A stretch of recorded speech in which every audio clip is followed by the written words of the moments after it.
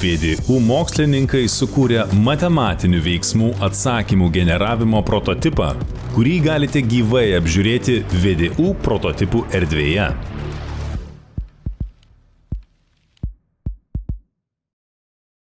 Nei vienos paslaugos neįmanoma automatizuoti, nepanaudojant neuroninių kalbos technologijų.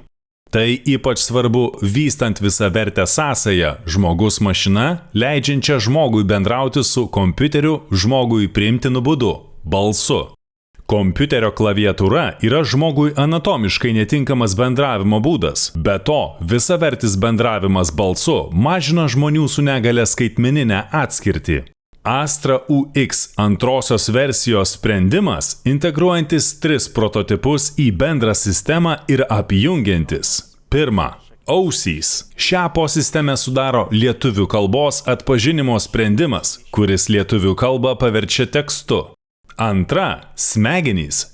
Ši eksperimentinė posistemė iš ausų gautą tekstą analizuoja ir generuoja atsakymą tekstu. Trečia. Liežuvis. Ši eksperimentinė posistemė iš smegenų gautą atsakymą generuoja žmogaus balsu ir perskaito.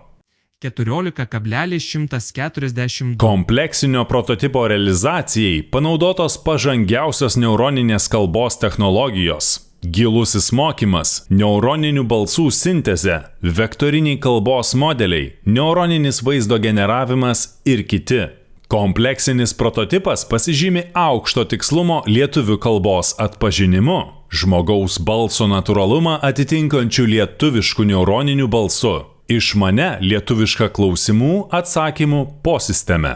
Įjungus programą atveriami 2 langai. Pirmasis langas skirtas matematinių formulių įvedimui ir bendravimui su programa.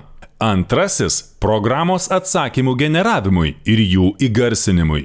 Naudojant šią programą galima įvesti matematinius veiksmus, kuriuos atsakymų generavimo mašina apskaičiuos ir atsakymą įgarsins. 1 300 002. Taip sukurdama unikalią žmogus-mašina bendravimo patirtį.